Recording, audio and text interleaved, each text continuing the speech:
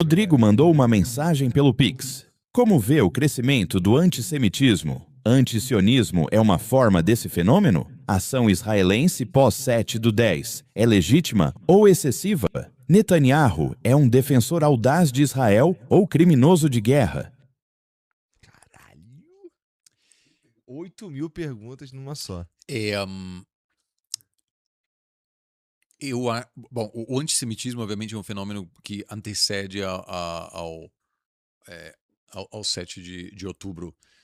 Então, eu acho que tem muitos fatores que explicam isso. Acaba de sair um novo relatório, aliás, de uma organização chamada Stand With Us, que estuda o antissemitismo no Brasil, que em cooperação com a Atlas.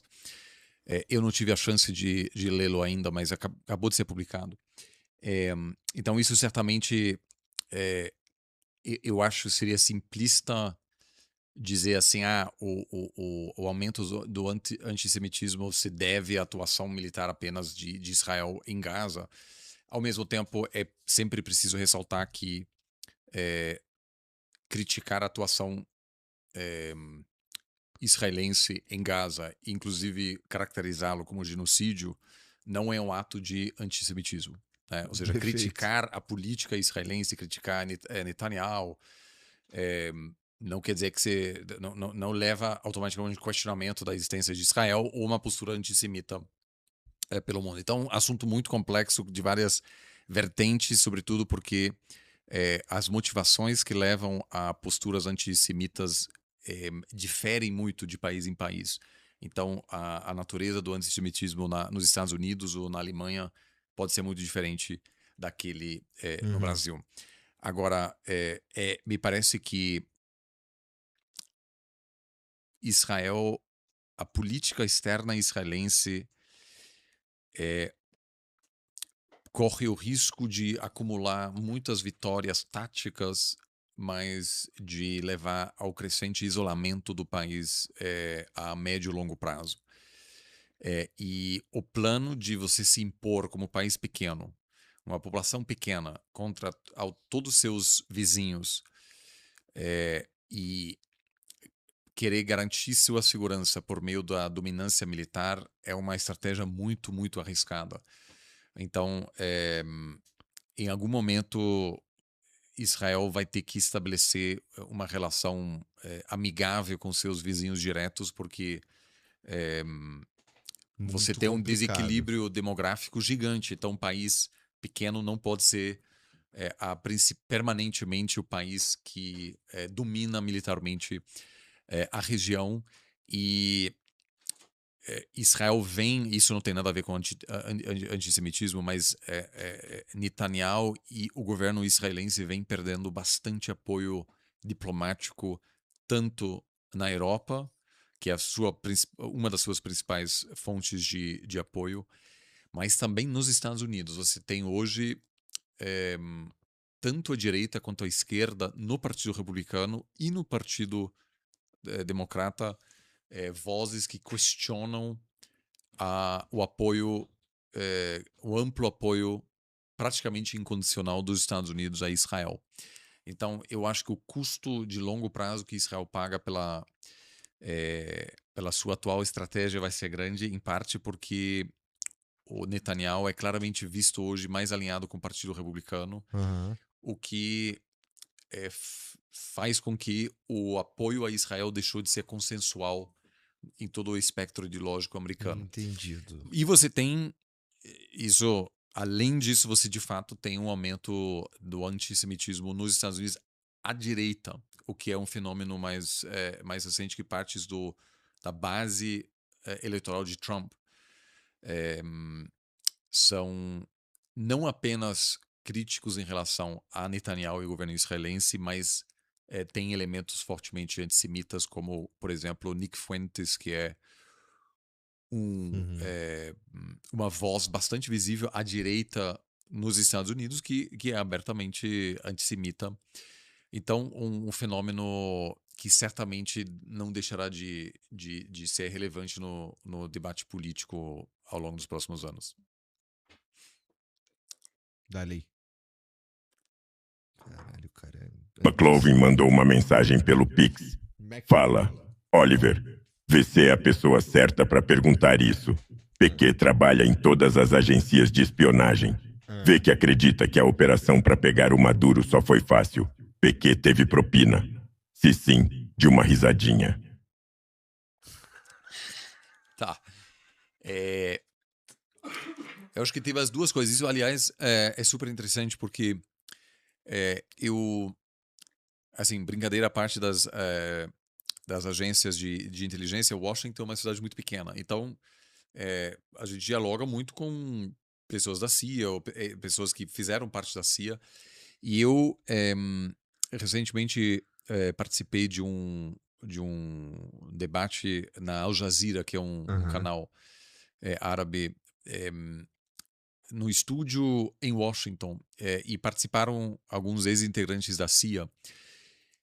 E nessas conversas eu soube que a operação na Venezuela teve um elemento tecnológico sem precedentes, porque os Estados Unidos, por meio de ciberataques, conseguiram penetrar o sistema energético venezuelano e causaram um blackout em todas as bases militares venezuelanas de forma simultânea, 2 horas antes do ataque, assim desativando praticamente toda a capacidade de defesa da Venezuela.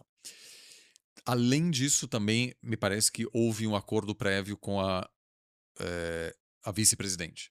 Mas isso não garante que parte das Forças Armadas contra-atacam quando há de fato uma invasão, um bombardeio da capital da Venezuela. Então não é só você dar fazer um acordo prévio com a Delcy, mas é uma combinação de um ataque cibernético super sofisticado que desabilita todo o sistema de eletricidade perto de bases americanas, de bases militares venezuelanas, causando uma situação de desorientação. Os celulares pararam de funcionar.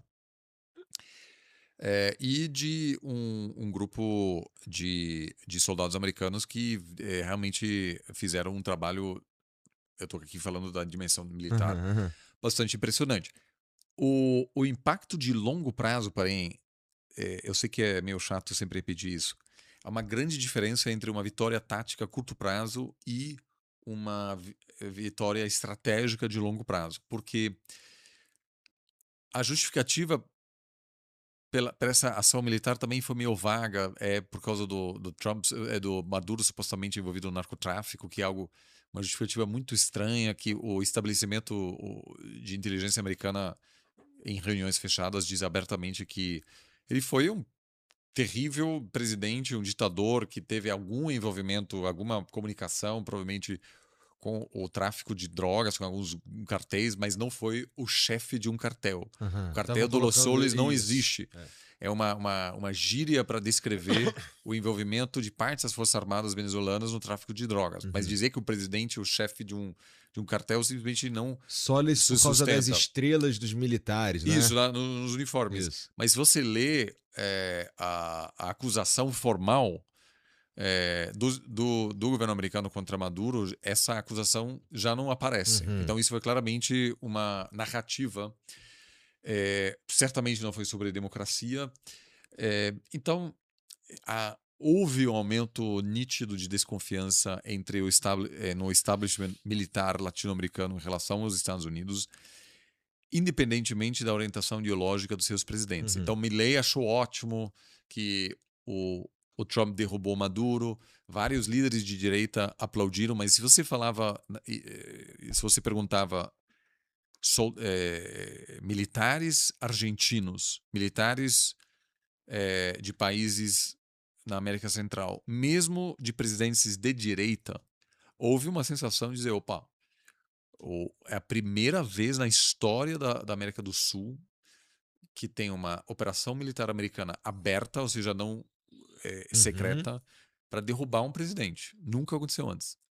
Já na América Central aconteceu, mas assim, até o golpe contra o Allende, por exemplo, no Chile, foi um apoio indireto dos Estados Unidos, que também assim causaram uma greve dos caminhoneiros e tudo para levar a queda do Allende, mas não houve helicópteros americanos chegando para tirar o presidente. Então, qualquer E assim, eles não vão falar isso abertamente, porque estão alinhados com o Trump. Mas as Forças Armadas da América Latina estão considerando formas de se proteger contra situações semelhantes. O presidente do Brasil chegou a falar abertamente disso, que chegou a falar com as Forças Armadas e dizer eles conseguiriam fazer isso no Brasil também. E é uma coisa meio séria. Eu acho que causa um precedente muito ruim. Horrível. Muito ruim. Ele E, assim, chegou a ameaçar um outro cara, não foi? Acho que foi da Guatemala, o Petro da Colômbia, na verdade. Colômbia, Assim, na verdade, assim, Colômbia. não foi uma ameaça direta, mas acusou o Petro de ser um narcotraficante. Isso. E o Petro, de novo, assim, eu tô aqui, não tô defendendo o Maduro, eu acho que o Petro é um presidente muito ruim, péssimo, assim, é uma pessoa impulsiva, é meio que um Trump de esquerda, assim, uma coisa... assim, eu acho que qualquer um que seja o próximo presidente vai ser melhor do que o Petro. Mas é importante também lembrar o seguinte, assim, essa coisa de sequestrar ou assassinar líderes rompe uma longuíssima tradição que pode atrapalhar negociações lá na frente. Para te dar um exemplo, em 1814, o Napoleão perdeu guerras contra basicamente todas as outras potências europeias. E aí os governos europeus decidiram levar o Napoleão para uma ilha chamada Elba, no Mediterrâneo. E de lá o cara escapou do exílio, voltou para a França, mobilizou forças armadas e atacou todo mundo de novo. E aí perdeu aquela famosa batalha em Waterloo, na Bélgica, um ano depois, 1815. O que os caras fizeram? Levaram ele para uma ilha ainda mais longe, em Santa Helena, que é entre a África e a América do Sul. Mas não mataram o cara, entendeu? Por quê? Porque ia criar um precedente ruim que dificulta negociações. Porque você precisa poder falar com o outro chefe de Estado. Você precisa poder... O mensageiro, o embaixador que vai te entregar uma mensagem, precisa ter certeza que ele não será assassinado. E um dos motivos pelos quais os iranianos não querem falar com os americanos é porque eles temem que responder ao telefone para falar com os americanos é uma estratégia apenas para facilitar a localização dos negociadores para assassiná-los. Então, eles não entendem o telefone. Não existe nenhuma comunicação. E o supremo líder do Irã, obviamente, o filho do Ali Khamenei, não aparece publicamente e certamente não usa seu celular porque não quer ser localizado. Então, assim, você quer negociar, você não pode ir assassinando todo mundo do outro lado, porque é evidente que os caras não vão querer negociar com você.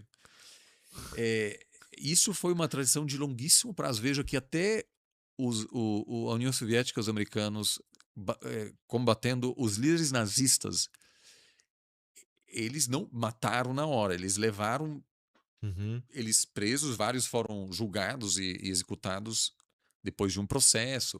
Mas de você constantemente ameaçar a equipe de negociação ou de um presidente temer que será sequestrado causa uma profunda desconfiança e, de novo, cria um risco de ataques assimétricos contra embaixadores americanos. Então, o que vem acontecendo agora, os Estados Unidos mataram o supremo líder, mataram várias lideranças iranianas e, assim, o Irã pode chegar a responder matando embaixadores americanos e embaixadas ao redor do mundo, em retaliação. Então, essa erosão de normas é muito, muito, muito ruim, é muito preocupante, porque você teve os avanços para construir confiança, se basearam sempre na regra básica de que os diplomatas e as lideranças políticas, você precisa garantir a integridade física dessas pessoas para manter um diálogo. Então, assim, legal, pegou lá o Maduro. Mas o impacto a longo prazo é muito, muito ruim. Assim, é realmente assim. E, de novo, assim, eu acho o Maduro um terror. Mas a justificativa também meio estranha. Assim, nada mudou na Venezuela para o cidadão venezuelano, né? A Delcy Rodrigues é tão autoritária quanto o Maduro. Não, agora só o Trump manda. Totalmente. Não, Trump manda e eu acho que é uma questão de anos até surgiu o novo Hugo Chávez. Que vai causar uma revolução. Que vai causar uma revolução, do mesmo jeito que aconteceu em Cuba, na Venezuela. Então, eu acho que esse é o risco de você querer acumular vitórias fáceis sem querer fazer o trabalho de longo prazo.